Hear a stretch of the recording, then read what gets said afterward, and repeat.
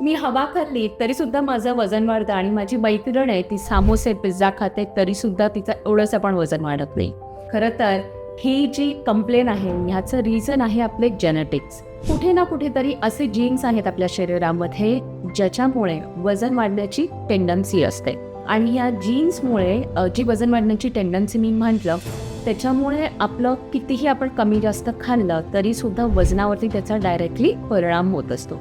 So यामध्ये करायचं काय? तर यामध्ये आपल्याला हे बघायचं आहे की तुम्ही हे ट्रायल अँड एरर स्वतःबरोबर करू शकता की मला ज्या दिवशी मी भरपूर फायबर खाते त्याच्या दुसऱ्या दिवशी माझं वजन कमी होत आहे का? किंवा ज्या दिवशी मी भरपूर प्रमाणात प्रोटीन खाते त्यानंतर दुसऱ्या दिवशी माझं वजन कमी होत आहे का? ओके. बरेचदा आपण कार्बोहायड्रेट आणि म्हणजे फास्टिंग ह्यासारख्या गोष्टींवरती एक्सपेरिमेंट करत असतो.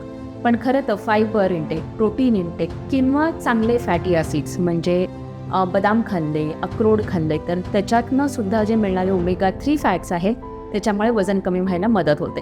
सो पुढच्या वेळेस जेव्हा तुम्ही स्वतःला तुमच्या मैत्रिणीबरोबर किंवा भावाबरोबर, बहिणीबरोबर कंपेअर करत असाल की मी काहीच नाही खात तरी माझं वजन वाढतं आहे, तर ह्याचं जे रिझन आहे, याचं जे उत्तर आहे ते आपल्या जेनेटिक्समध्ये दडलेलं आहे.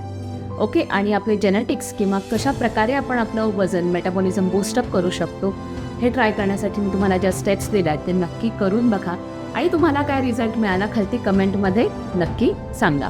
धन्यवाद.